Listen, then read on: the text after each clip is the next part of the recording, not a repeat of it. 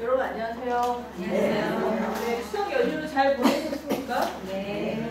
항상 연휴는 처음에 시작할 땐 긴데 끝날 때 보면 되게 짧죠. 네, 그렇습니다.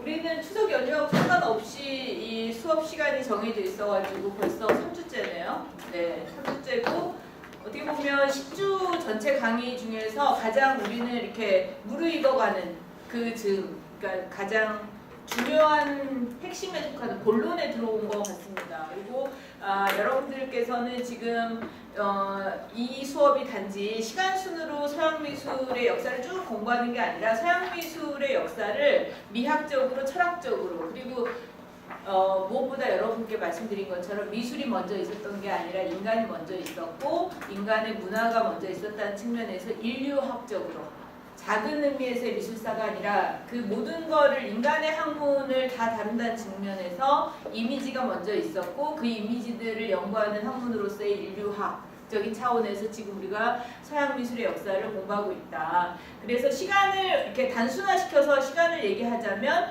우리는 과거를 공부하지만 그 과거가 현재 지금 우리하고 결부된 차원에서 그러니까 시간이 중첩되어 있는 차원에서 서양 미술의 역사를 공부하고 있다 이렇게 말씀을 드렸는데요.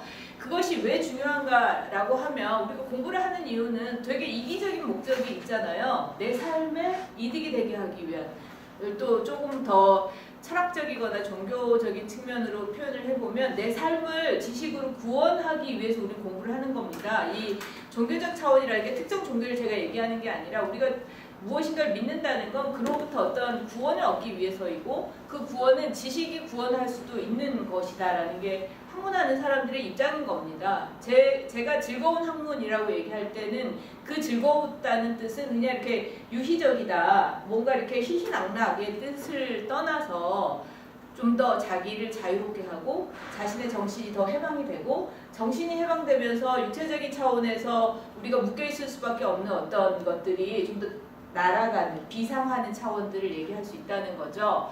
여러분 그리고 그것이 오늘 우리가 다루려고 하는 이미지의 기원, 회화의 기원하고 결부되는 문제입니다.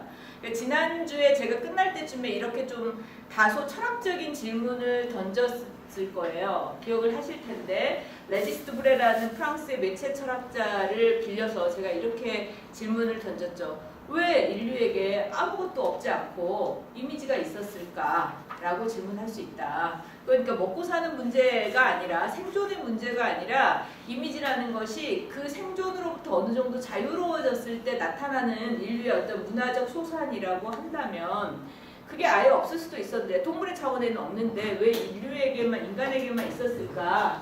라고 질문을 던질 수 있다. 그건 다소간 철학적인 질문이기도 하고 또 다른 의미에서는 철학을 넘어서서 말 그대로 우리 자체를 떠올리는 인간이란 무엇인가를 떠올리는 데서 굉장히 중요한 질문일 수 있다는 겁니다. 그리고 그것이 오늘 제가 다루려고 하는 회화의 기원이라는 문제랑 결부돼요. 근데 지난주 끝에 제가 제 기억을 확인시켜달라고 말씀드린 것처럼 지난주 우리 주제가 서양미술에서 굉장히 중요한 4개의 어떤 전환점, 이전과 다른 근본적으로 크게 달라지는 어떤 4개의 코페르니쿠스적 전환이 있다고 말씀을 드렸고 그 첫 번째가 아무것도 없었던 단계에서 이미지가 탄생하는 거다라고 말씀을 드렸고 두 번째는 뭐였죠? 원근법. 맞습니다. 원근법. 이게 되게 중요한 게요. 오늘 내용하고도 결부됩니다. 여러분은 회화의 탄생 내지는 이미지의 기원은 사실은 그림자로부터 출발하거든요. 근데 그림자는 여러분 어떻습니까? 평평하죠. 우리가 바닥에 자기가 비치는 그림자를 봐보세요. 평평하지 않습니까? 근데 그 평평하다는 게 회화의 기원이라고 한다면 그 평평함이 가시적으로 눈에 보이는 진짜가 아니라 가시적으로 부피를 가진 것처럼 공간이 깊은 것처럼 보인다는 건 굉장히 큰 혁명 아닙니까? 그렇죠? 그래서 두 번째 전환으로는 원근법적 전환, 원근법의 발명을 얘기할 수 있는 거고요. 세 번째가 뭐였죠? 맞습니다. 리얼리즘. 리얼리즘이라는 얘기는 반대로 얘기하면 미술의 역사의 상당 기간은 우리가 미술에 대해서 판타지, 오늘 또 얘기하겠지만 신화, 미토스라고 합니다. 신화, 환상, 그리고 뭐 종교적인 어떤 목적 이런 것들이 더 중요했다는 겁니다. 우리의 실제 현실 삶하고 달리 근데 그것이 이제 미술의 역사에서 진짜 우리의 삶, 우리의 실제라고 하는 거에 주목하게 됐고 여자를 그려도 비너스라고 하는 게 아니라 이제 뭐라고요? 그 여자 자신 이런 식으로 화가가 그린 그림 이렇게 자기 자신을 인정하는 식으로 가게 됐다는 겁니다. 그게 세 번째 전환이고요. 네 번째 전환은 레디메이드. 레디메이드라는 건 영어 단어로 사실 미술만을 가리키는 게 아니죠. 레디메이드 그러면 여러분 예를 들면 홈플러스 같은 데 가서 보게 되는 그 대량 생산되어 있는 상품들 있잖아요. 그게 레디메이드죠. 여러분 어제 오늘 굉장히 핫 이슈가 되고 있는 미미 제과인 거 들어보셨습니까? 예. 유기농 뭐 수제 쿠키 어쩌고 저쩌고 요즘에 수제가 뜨는 이유는 뭐죠? 건강 맞습니다. 건강. 근데 그 건강에 우리가 기준을 어디다 뒀냐면 레디메이드가 아니라 핸드메이드. 그렇지 않습니까? 레디메이드 이미 만들어진 것에 대해서 우리가 좀 더 가치를 낮게 두기 시작하고 진짜 만들어진 지금 손으로 만들어진 거에 가치를 두기 시작한 거죠.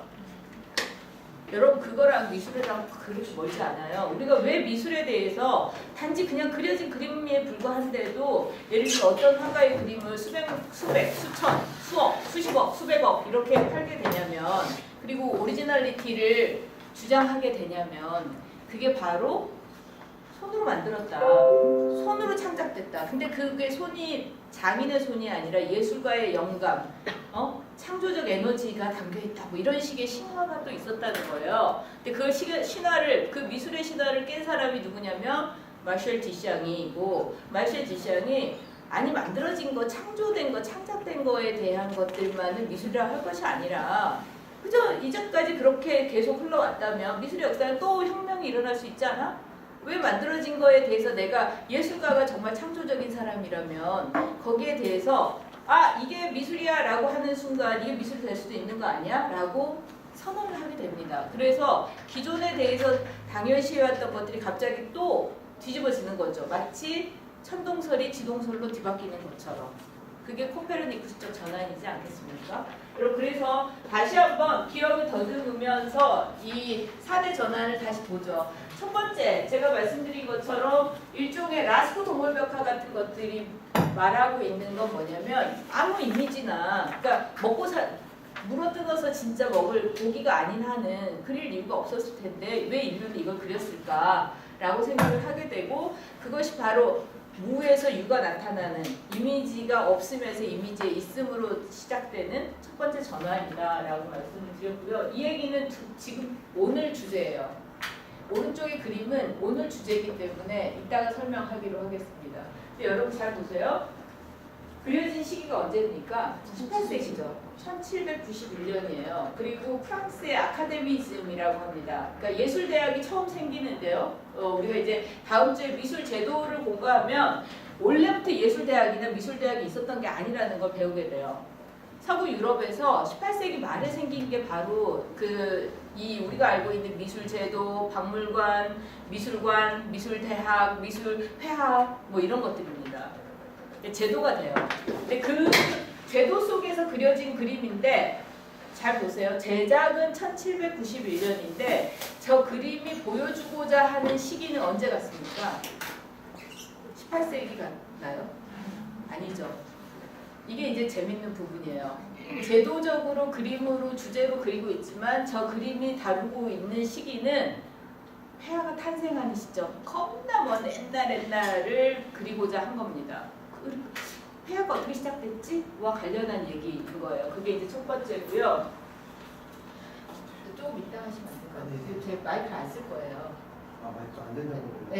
네. 근데 지금 오늘 안 쓸 거여서. 네. 두 번째 뭐 옴금법 좀 전에 설명했고요. 좀 전에 설명했는데 여러분 보세요. 이 그림은 마사치오의 그림이고 마사치오는 옴금법을 발명한 그러니까 건축가 브루넬레스키라고 합니다.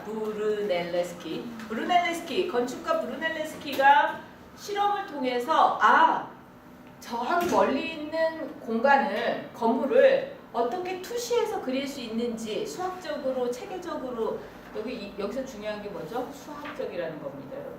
자연의 눈에, 맨눈에 이게 아니라 수학적으로 공간을 체계적으로 집어넣는 방식을 고안을 해냈는데 그게 바로 투시도법입니다. 투시도법은 말 그대로 여러분 투시에서 보는 거예요. 투시에서 보면서 그 공간을 어떻게 설계할 건지를 그려내는 거죠. 그래서 사람들이 많이 모르는데 원근법은 실제로는 회화에서 시작된 게 아니라 건축에서 시작된 겁니다. 그리고 그 건축가랑 겁나 친했던 사람이 누구냐면 마사치오예요. 마사치오는 그러니까 뭐 르네상스 시기에 우리의 그 생활상은 제가 잘 모르지만 말 그대로 그 시기에 예술가 그룹과 건축가 그룹과 그리고 또 뭐 예를 들면 철학자 그룹들은 다 통용이 됐다고 해요. 그리고 그런 사람들 중에 이제 탁월하게 한 사람이 재능을 많이 갖고 있었던 사람 중에 한 사람이 누구냐면 레오나르도 다빈치죠. 레오나르도 다빈치는 그래서 르네상스맨이라고 우리가 후대 사람들이 그렇게 부르지 않습니까? 그 의미는 뭐죠? 하나만 자기 전공 분야에서 잘하는 사람이 아니라 모든 것들을 다 잘하는 사람 이렇게 얘기하지 않습니까? 근데 그 당시에도 사실은 특화된 분야가 있었던 거죠. 건축가로서 브루넬레스키 그리고 마사치오는 회화를 잘하는 사람.